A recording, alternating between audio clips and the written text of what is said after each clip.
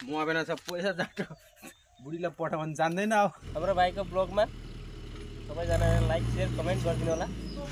हाय काहीँ नै भयो म यसो घुरेर आउँछु भैया।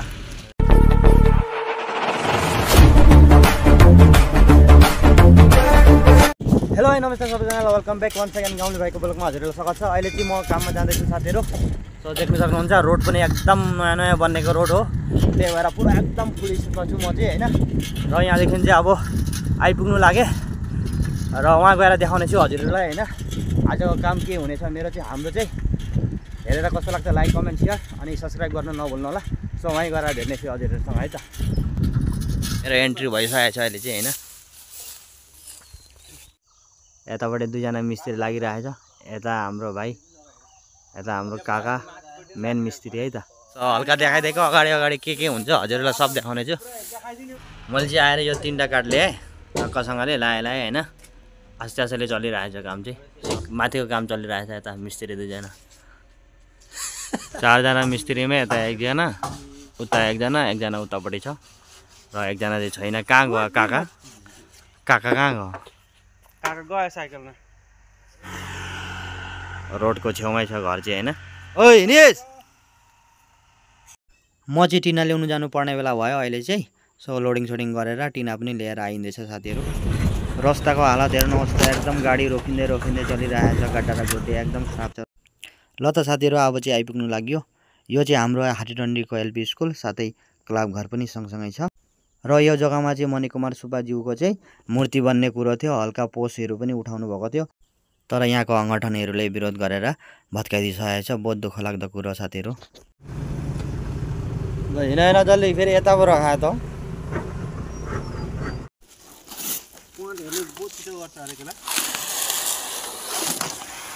अलिक मजाले तान न।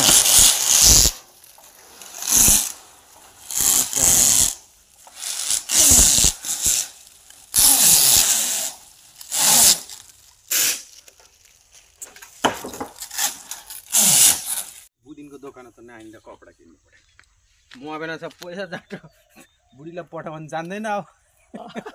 मलाई चाहिँ लुते देखेर माथि उठ टिन ठोक्नु भनेर भन्नु, अनि म चाहिँ माथि उठेर बसिरहेको छु। अनि यता भाइले चाहिँ भिडियो गर्दैछ। अनि साथीहरू तल चाहिँ बोइलर ल्याउने कुरो हुँदैछ है त, टिन ठोक्ने हो आज खाने हो भनेर कुरो गर्दैछ। आफूलाई चाहिँ राजमिस्त्री भए जस्तो लाग्दैछ र मिस्त्रीले पनि भन्दैछ राम्रो ठोक्दैछ भनेर भन्दैछ। एकदम राम्रो लागिरहेछ अनि माथि बसेर आनन्द पनि भइरहेछ, किनभने घाम पनि थिएन, एकदम मौसम धुमिएको थियो, मजा लागिरहेछ साथीहरू। यता भाइले चाहिँ भिडियो गरिरहेछ, यता भाइ कुदिरहेछ, त्यस्तै चलिरहेछ साथीहरू। अब नामेर चाहिँ गम मासु भात खाइन्छ होइन। मालिक यहाँ पे कुछ ढूंढ रहा है, बहुत अच्छा से मर रहा है मर्तल। सो टिना सिना पनि ठोकिसक्यो। अब चाहिँ भात खाने टाइम भयो साथीहरू। अब हात सात धोइन्छ। आज चाहिँ फेरि मासु छ, मासुको सब्जी। देखो गाइस, यहाँ चाहिँ मालिकले मासु भाग गर्दैछ सब्जी हेर्नु ल। मासु तोड भात खाइन्छ है अब चाहिँ। ल त साथीहरू सबैजनाले गम खान थाल्यो, म पनि हात छोड्नु पऱ्यो अब चाहिँ है साथीहरू। खानासाना खाएर साथीहरू फेरि लाग्यो काममा। हल्का रेजिङ ठोक्नु पर्ने थियो, फेरि उठ्यो माथि। सो यता दाइले चाहिँ ठोक्दैछ रेजिङ, म चाहिँ यतिकै बसिरहेको। ल त साथीहरू आजको काम पनि खत्तम भयो, टिना सिना ठोकेर छ। मलाई चाहिँ हजुरहरूलाई देखाउनु हतार भएर म चाहिँ कुदेर बाटोतिर गएर हजुरहरूलाई देखाउनु थालेँ। हजुरहरूलाई कस्तो लाग्यो त कमेन्ट गरेर भनिदिनु होला। सब बाँधेर आउनु त्यो चेफ्लाहरू। सो साथीहरू म चाहिँ हिँडेको होइन, काम पनि छुट्टी भयो, घरतिर लागेको है। र मौसम चाहिँ बहुत ठन्डा छ आज। र आजको काम गरेर चाहिँ धेरै राम्रो लाग्यो होइन, किनभने घाम थिएन नि त, टिन ठोक्नु पर्ने थियो।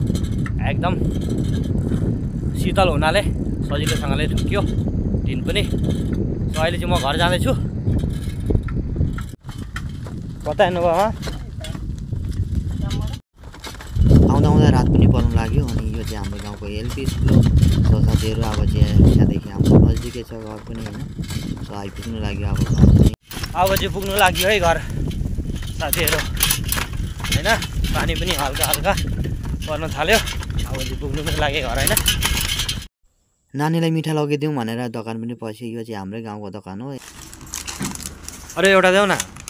के खालको यार मान्छे दोकानी पनि कस्तो खालको यार, तिमी दोकानी यार। सो साथीहरू हाम्रो यहाँ चाहिँ हल्का पानी पऱ्यो कि यसरी ट्र्याक्टरहरू फसिहाल्ने गाडीहरू फसिहाल्ने बानी नराम्रो। यो चाहिँ बाटो एकदम खतमै छ। अब झन् खतम बनाउँछ। अब अलिक दिनमा पानी बेसी नै पऱ्यो भने साइकल पनि चलाउनु हिँड्नु पनि गाह्रो हुन्छ साथीहरू। काहीँ नै भयो। म यसो घुरेर आउँछु। यो सब्सक्राइब लाइक शेयर सब्सक्राइब सब गरिदिनु होला हाम्रो दादाको यो धन्यवाद। गाउँले ब्लगमा स्वागतम छ सबलाई। नमस्कार। हेलो हाम्रो भाइको ब्लगमा सबैजनाले लाइक सेयर कमेन्ट गरिदिनु होला, सब्सक्राइब पनि भनिदिनु। सब्सक्राइब पनि गरिदिनु होला। धन्यवाद। त्यति टक्कसँगले घर पनि आइपुग्यो। आइपुगेर चाहिँ बुढी के गर्दैछ भनेर बुढीलाई हेर्नुभयो, हातमा सब्जी लिएर कटारे खोज्दै रहेछ। सो साथीहरू आजको भिडियो हेरेर कस्तो के लाग्यो हजुरहरूले भनिदिनु होला कमेन्ट गरेर, र नयाँ हेर्दै हुनुहुन्छ भने सब्सक्राइब गर्न नभुल्नु होला। सो आजलाई बाई बाई, भेटौँला नेक्स्ट ब्लगमा।